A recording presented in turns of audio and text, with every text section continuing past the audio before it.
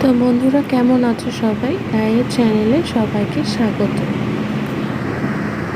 গল্পের নায়ক হারুতো আসে মিসাকির কাছে তার হেয়ার কাটিং এর জন্য।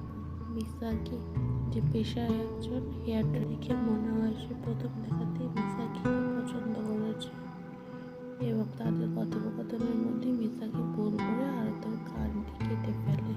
এর জন্য মিসাকি হারুতোর সাথে দেখা করে তার কাছে ক্ষমা চায়, আর হারুতো তাকে তার সাথে একদিন ঘুরতে যাওয়ার জন্য বলে, আর মিসাকি এতে রাজিও হয়। তারা দুজনের স্বপ্নের কথা শুনে সেই স্বপ্ন পূরণ করার জন্য বদ্ধপরিকর হয়। তাদের দুজনের সময় খুব ভালো কাটছিল। হারুতো তার ফটোগ্রাফির সাথে সাথে অন্য দুটি কাজও করে যাতে সে তার স্বপ্নটা ঠিকঠাক করে পূরণ করতে পারে। সে মিসাকির সাথে দেখা করে এবং তাকে ডেটে যাওয়ার কথা বলে। মিসাকি এতে রাজি হয় না এবং তাকে একটু মারধর করে সেখান থেকে চলে যায়। মিসাকিকে একদিন ফোন করে আবার তার সাথে ডেটে যাওয়ার কথা বলে এবং এবার মিসাকি রাজি হয়ে যায় তার সাথে ডেটে যাওয়ার জন্য।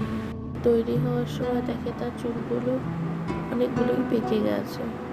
সে হারুতোর সাথে দেখা করতে একটি সুন্দর কাঁচির সেট গিফট করে এবং সেটা দিয়ে সে হারুতোর চুলটি আবার সুন্দর করে কেটে দেয়।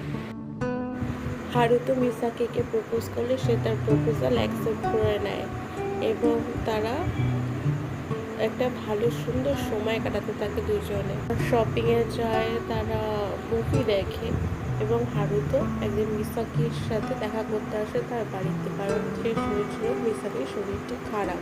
হারুতো মিসাকিকে কিস করতেই যাচ্ছিল কিন্তু দাদা তাকে ধরে নিয়ে যায়, কিন্তু সেই দিনই রাতে হঠাৎ মিসাকি এক অসহ্য যন্ত্রণা অনুভব করে এবং ডাক্তারের কাছ থেকে যে জানতে পারে তার অদ্ভুত রোগের কথা, যাতে সময়ের আগেই বয়স অনেক বেড়ে যায়। তারপরেও মিসাকি হারুতোর সাথে দেখা করে সুন্দর একটা দিন কাটায় এবং হারুতোকে কিস করে।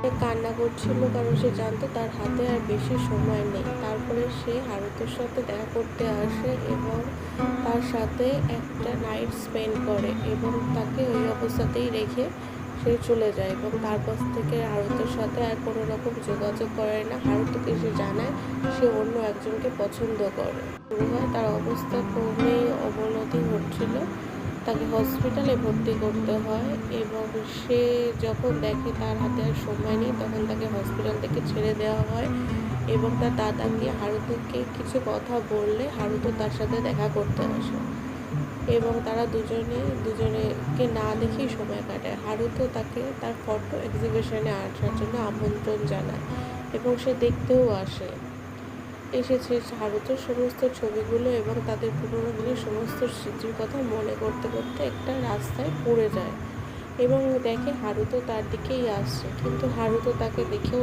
চিনতে পারে না এবং তার পাশ কাটিয়ে বেরিয়ে যায়। সেই দিনই ছিল শেষ, তারপরেই সে তার শেষ নিঃশ্বাস ত্যাগ করে এবং হারুতো যখন বুঝতে পারে যে সে মিসাকিকে দেখেও চিনতে পারেনি তখন সে প্রচণ্ড ভেঙে পড়ে এবং তার জীবন শেষ করে দেওয়ার কথা চিন্তা করে। শেষ মুহূর্তে সে মিসাকির একটা চিঠি পায় যাতে মিসাকি তাকে তার স্বপ্ন পূরণ করবার জন্য বলে গিয়েছিল এবং সেই কথা মতো সে তার স্বপ্নগুলো পূরণ করে এবং একজন ভালো ফটোগ্রাফার হয়ে ওঠে। চ্যানেলটি ভালো লাগলে লাইক, কমেন্ট আর সাবস্ক্রাইব করতে ভুলবেন না। এরকম আরও ভিডিও দেখার জন্য আমার সাথে থাকুন। টাটা।